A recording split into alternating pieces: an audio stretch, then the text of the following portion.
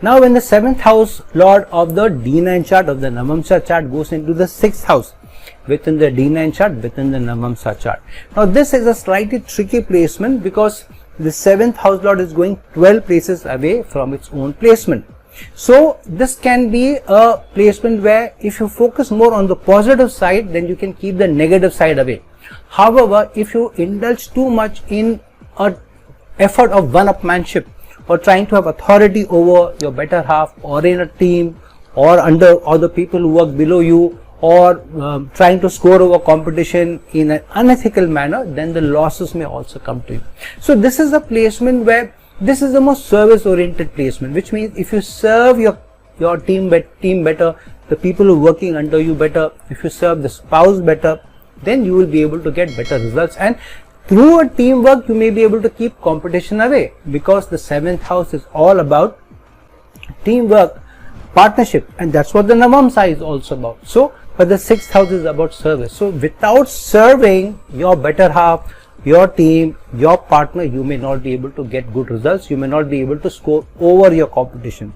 This could also mean in some instances that you also get a sickly spouse, or your spouse usually doesn't keep the best of health. So if you have this placement, be careful of who you end up marrying. Your horoscope analysis is important. Horoscope matching also becomes important, and you need to take more interest in the health of your spouse. Keep pushing your spouse to exercise, to maintain good health, because sometimes because of your placements, the poor spouse may be going through challenges in the health. So it's your job, because it's your placement which may bring about that effect. You help the spouse also, or your partner, or in your team, to be able to do better in health and also focus on your work. Other thing that this placement brings in is also sometimes your spouse may push you to get into debts or loans, which means the wishes and desires of your spouse, of your partner, may overpower you. So in a marital life, the partner may say, let's buy that house, let's buy that car, let's go for that vacation, and push you into getting more debts or loans which are difficult for you to be able to pay off. This is also placement that if you don't treat your team well, then they also work behind your back. So this is slightly tricky placement. But if you do very well, if you have a service mindset, then you can attain better growth also.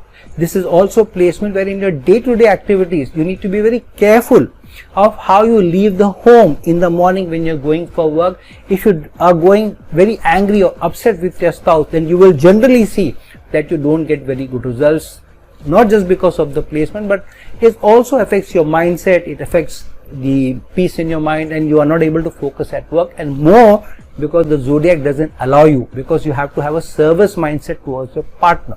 So with this placement, this is slightly tricky placement. However, if you keep the balance, if you have a service mindset, if you are more fair, if you are more balanced in giving slightly more, this is what the balance here means. Balance doesn't mean equal to you and the partner, maybe slightly more to your partner, slightly more to your team, slightly more to your better half, then you get best results out of this placement. And this is a placement where you need to be also slightly putting in more effort toward the partner's well-being as well.